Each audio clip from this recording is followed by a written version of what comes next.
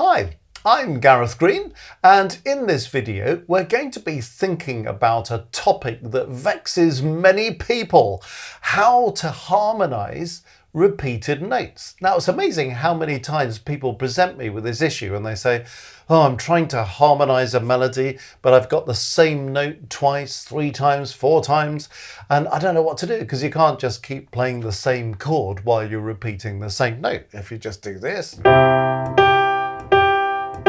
it's just a bit stuck, isn't it? So how do we deal with this idea of repeated notes in a melodic line that need to be harmonized in a way that kind of keeps the music moving forwards, that kind of works, fits with that repeated note? Sometimes it's known as a common note as well. So we'll think about this. Now, the example I've got in front of us, you can see what I've done here. I've got 2 bars, 2 measures of repeated G. So here's the melody. It's the most exciting melody you'll have heard in a long time.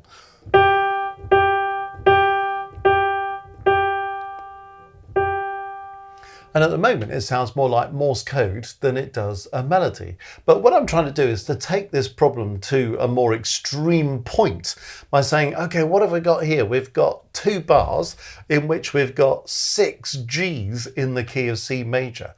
Well, what am I going to do? Just have a chord of C under it?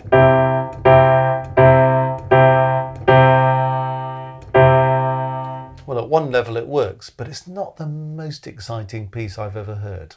So let's think about a strategy for dealing with these situations. Then if you come across a situation in your own writing where maybe you've just got the same note twice or 3 times, you'll find it far less intimidating. Now, one suggestion I've got is this.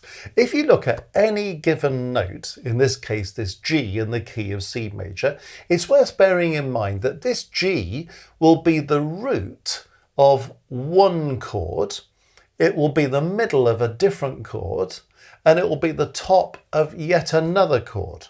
So let's think about, what do we mean by that? So G could be the root of a chord 5, G, B, D. G is also the middle of a chord 3, isn't it? E, G, B. And G is also the top of a chord 1, C, E, G. So at one level, you could go through these repeated Gs thinking, great, I've now got 3 chords that I could use. So I'm not just stuck with one, and maybe I could just switch them around. So I could go 1, 5, 3, 1, 5, 1. Well, that already sounds miles better, doesn't it? Because we've got this movement in the chords, even though we've just got this repeated note going at the top. Now, you might be able to do something like decorate that a little bit. So if I go chord 1 to chord 5, then put a passing note in the bass to go to chord 3, and then a passing note in the bass to go to chord 1, and then I could go 5, and maybe I could jump the bass to a bottom G before I go chord 1. Suddenly it's sounding a bit more interesting, isn't it?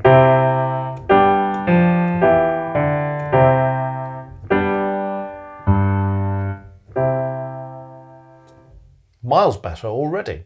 But let's sort of start thinking, well, what would we do if we really had to harmonize this in 4 parts? Because another option, once you've got these 3 chords going, is to think, well, can I make some use of inversion chords as well? Because you don't have to have all these chords in a root position, do you?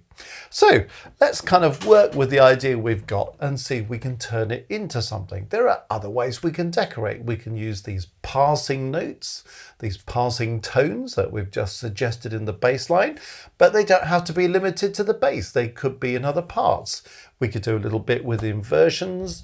We could maybe use a few suspensions or something just to make life even more engaging. And hopefully we'll be able to turn this into something that sounds far less boring than a line of repeated Gs. Now, the only thing is, if we've got 3 chords to choose from, chord 1, chord 3, chord 5, there'll be people saying in the comments, oh yes, but I thought you weren't supposed to use chord 3 if you didn't have to. Well, Actually, there's nothing wrong with using chord 3, especially in a major key.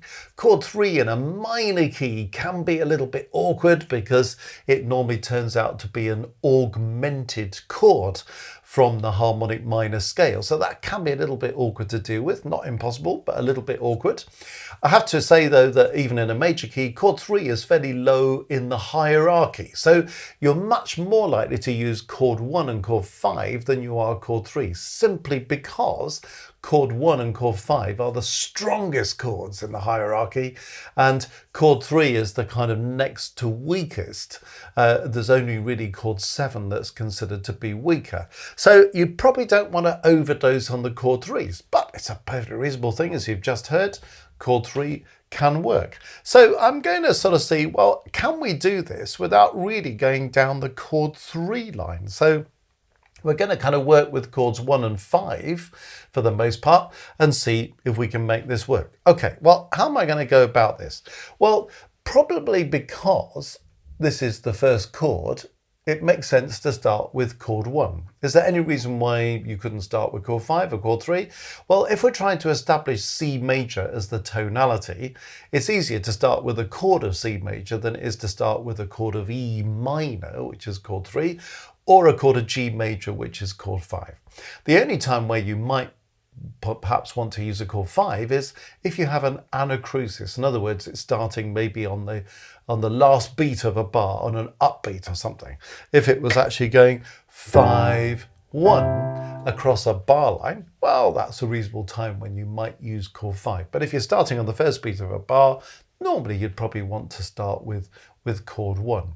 Okay, now what I'm thinking about in the first bar is just sort of thinking about whether we can do a little bit of what we're doing with chord 1, but maybe using inversions, but also having a bit of chord 5. Now, if we were to start with chord 1, well, perhaps it makes sense to go on to chord 5, then we could come back to 1 again, and then maybe we could use 1 in first inversion, so 1B, sometimes known as 1/6, and then probably we're going to have a cadence here, so that's going to be 5/1 to give us a nice perfect cadence. Now you look at that and you think, yeah, okay, but you know, we're just going between 1 and 5. Well, maybe one thing we could do is to put this 5 in first inversion, so 5B or a 5/6. The advantage of that is when you're planning chords, you can also think, well, what's this doing to the bass line? If I go from 1 to 5, I'm going from C to G or C to G. If I go from 1 to 5 in first inversion, actually the bass line moves by step. Well, you know, you don't have to do that, but that could be quite handy if it goes by step to 5 in first inversion, comes back by step to C on the third chord. That could be quite useful. So I'm beginning to get a feel for a bass line that then does this. And then it can sort of move up to that first inversion.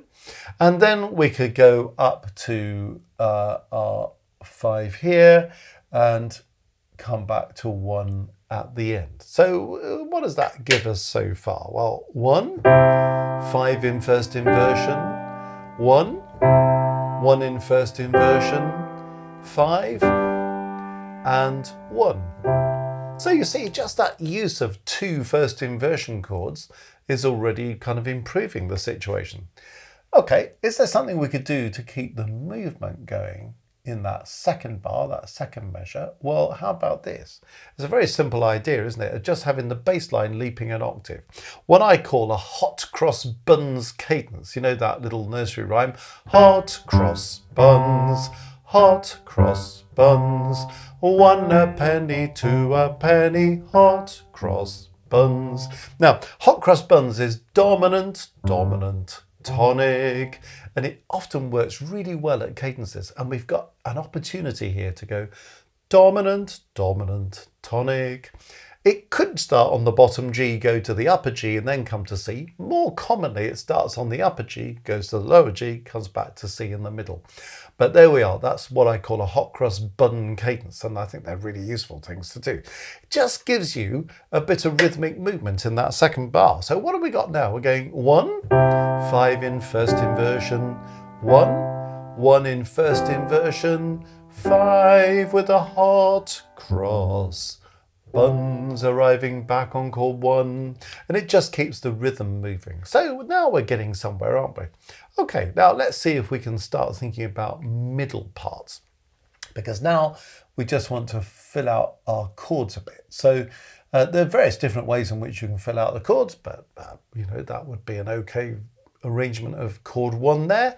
If you know about the rules of harmony, where you're trying to avoid these things like consecutive fifths and consecutive octaves and all this kind of stuff. But you know, something like this I think is kind of working reasonably well. Yeah, maybe we'll repeat that then, maybe double that. It's okay to double a note. There's a reason why I'm thinking about doing that, which I'll come back to.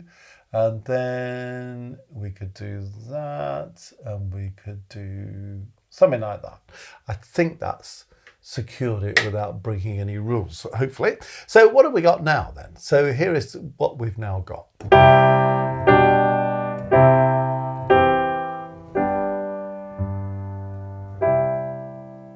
Okay, how happy are we with that? It's going all right, actually, isn't it, really? And we're beginning to conceal this idea that we're stuck with these repeated notes because we're just using chords 1 and 5. I've not really touched on a chord 3 so far, which is all good. And we're just using a couple of first inversions. All right, now then, once we've done that, we can start thinking, is there any way we can just spruce this up, make it a bit more interesting? Well, we spoke earlier on, didn't we, about the idea of passing notes or passing tones? Well, here's a gift. When you look at the bass line on the third beat of the first bar, you can see we're going from C to E, so we're moving a third. You've always got the option to put the note in between. So instead of going C, E, you can go C, D, E. Okay, now we could carry on doing, you know, another one of these, and we could put an F in there, so we have a whole run of passing notes. That's one way of doing it. Or if you don't want to do that, here's another option. I'm just exploring the fact that we've got all these options there. That's done it. I've managed to shoot the bar line as well. That's really useful, isn't it? There we are, repaired. So how about we do this just as an alternative? I mean, you could run up to that F as a passing note, but you could come back to C. Now that's already given us a bit of movement in the bass. So now we've got this.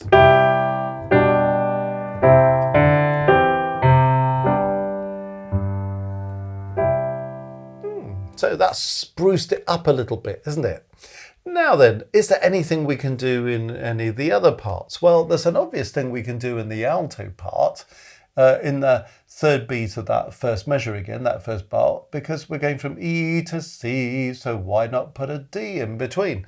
And then we get a nice bit of contramotion with the bass, because the alto is going E, D, C, just as the bass is going C, D, E. That's quite a nice thing to do in harmony, when you can get one part to run 3 notes going one way, and another part to do the same 3 notes going the other way.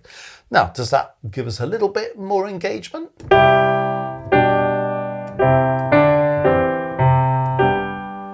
Well, I think it does, actually. That's all going fine. Good. Here's another little trick we could do to embellish things. How about this? On the second beat of the first bar, the first measure, I take the alto D and just hop up to an F. Now, why am I using an F? Well, that F is turning my chord 5 into a 5/7, a dominant 7th. So I'm just going to put that little 7 in brackets there because it's happening on the second half of that beat. Now, quite often this is something you can do. When you've got chord 5, you can then kind of add the 7th in on the next quaver or the next 8th note, if that happens to work, and it turns 5 into something a little bit stronger. The only thing you've got to be careful about is how things work out, because when you write a 5/7 chord, the 7th should fall by step and the 3rd should rise by step. Now, does that actually happen? Well, this is the 7th and it's falling by step to E. This is the 3rd, it's in the bass because it's in first inversion, and it's rising by step to C. So all is well. We've managed to get that 7th in there. with the notes resolving properly. Okay, how does our little piece sound now? Now we've added that seventh.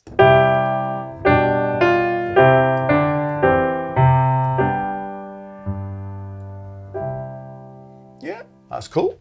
It's all going quite nicely. I mean, we could do this little trick again. You know, I was talking about, switching notes between parts. How about if I do this in the alto at the end of the first bar? We've now got the bass going E, C, at the same time as the alto is going C, E. So just flicking over the same pair of notes. It just gives us another little embellishment.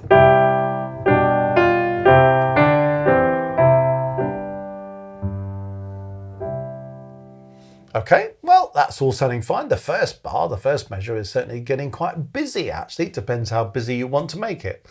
By contrast, the second bar, the second measure, just sounds a little bit more mundane, doesn't it, after that first bar? So what on earth could we do with this? Well, are there some options that we could do? Well, I think there's something we could do in the tenor part. Because we've got a C in the tenor at the end of the first bar, and we've got kind of 2 beats on chord 5 in the second bar, we've got room to make a suspension here. So let me try and rub this out without losing the whole world again. And guess what? I've lost half the world again. And let's just repair ourselves there. Good. What I'm thinking about is instead of going straight to that B for a half note or a minim in the second bar, the tenor could repeat the C and then go to a B. Right, now why am I doing that? Well, if we have a suspension, this is a 4-3 suspension, because that C is a 4th above the bass G going to a 3rd above the bass G. So there's a 4-3 suspension. But when you have a suspension, it has to be prepared, it has to sound, it has to resolve. So PSR is prepared on the previous beat to the suspended note. So it's prepared here, and then it's repeated for the suspension, and then it has to move by step onto the resolution. P has to belong to its prevailing chord. Well, it does. It belongs to that one in first inversion. R has to belong to its prevailing chord. Well, yes, it does, because that B belongs to the chord 5. The suspended note is dissonant. In other words, it doesn't belong to that chord 5. But it must be a repetition of the previous note, then it must move by step, nearly always downwards. So now we've managed to get a suspension, a 4-3 suspension into the tenor part. So we'll just sort of notate that while we're at it. And what have we got now? Has that kind of made life a bit more interesting?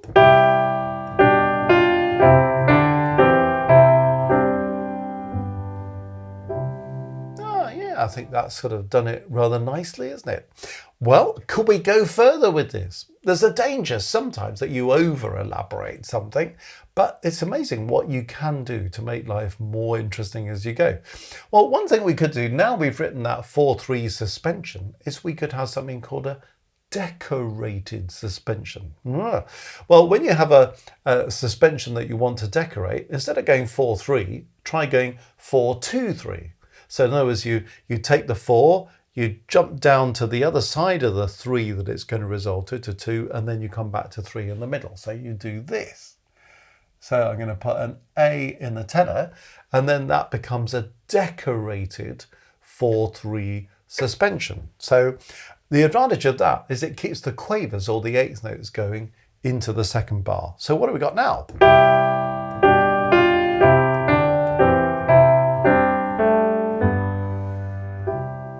So do you see, it's just keeping the movement going. Now, you might say, well, that's all very well, but we haven't got that same 8th note movement, that same quaver note movement on the second beat of the second bar. Is there anything else we could do? Well, there is something we could do. We could turn this into a crotchet or a quarter note, and then how about this little nifty idea? Now then, let's see what I'm up to there. Now, what's happening in this alto part, if I do this, is D belongs to the chord 5, so that's fine. E is a passing note or a passing tone. And F, again, is turning our chord 5 into 5, 7. So we're doing another one of those nifty sevenths. It also happens to be the case that when you look at the second beat, all of these notes sounding on the second beat actually belong to chord 3. Aha! So we talked about chord 3, didn't we? And how it might be the chord that you're not going to use nearly as much as chords 1 and 5. But we've got a little hint of chord 3. So you could sort of say, well, really what we're doing on the second beat is using chord 3. And having used chord 3, this is an upper auxiliary note or an upper neighbour tone. And then we're going to the chord 1. Now, the only trouble with that is it doesn't really work like that because you tend not to have a cadence that goes chord 3 followed by chord 1. However, you can have a cadence that goes chord 5 followed by chord 1 or chord 5, 7 followed by chord 1. So I think the most legitimate way of looking at this is to say that this E is what we call an accented passing note or an accented passing tone because it's coming on the beat. And it's taking us on to a note that is a harmony note because it's the 5, 7. Okay, what have we now got? We've got this.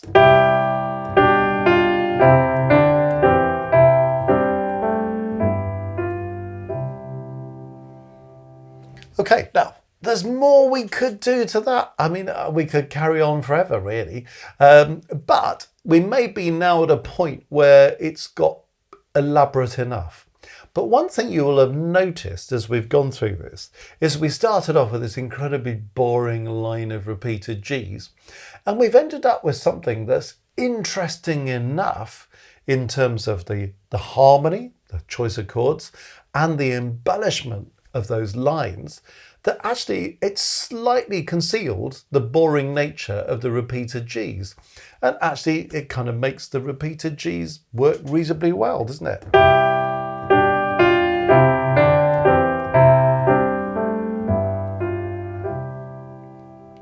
So the point of this video is not to say, you know what, the most exciting thing in the world you can do musically is to write a tune on one note. That's not my point.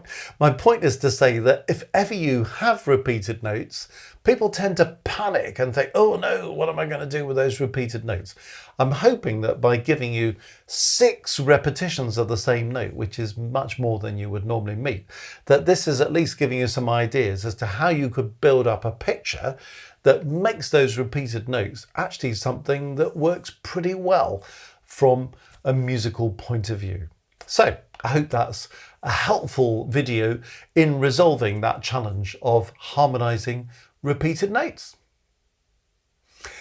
Well, if you've enjoyed this video, you might well want to go to our website, www.mmcourses.co.uk, and there you'll find on the homepage something to click called courses, and lots of courses that we're doing, online courses in various aspects of musical endeavour. So have a little look at that and see if there's anything of interest to you there. Also, you might want to click on Maestros, and that would give you access to our international community of musicians, which is a fascinating group of people, lots of different people working at all sorts of different levels, performers, composers, people interested in music, and you're very, very welcome to come and join us. There are 3 levels of Maestros. There's a level 1 is a kind of support level. Level 2 gives you all sorts of perks, but gives you access to a monthly live stream in which I kind of teach solidly for an hour on something of musical engagement. People often request the topics, and so we can explore anything you want to. There's a live chat running where you can ask questions, converse with other people in the group. So a lot of people find that very engaging.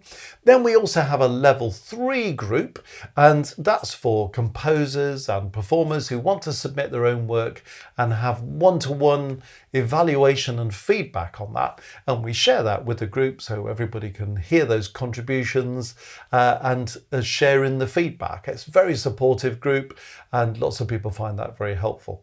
Obviously, if you're a level 2 member, you're also automatically a level 1 member. If you're a level 3 member, you're also automatically a level 2 and a level 1 member. But that may be something that you want to look at. much to help you on your musical journey on that website. So do have a look, www.mmcourses.co.uk.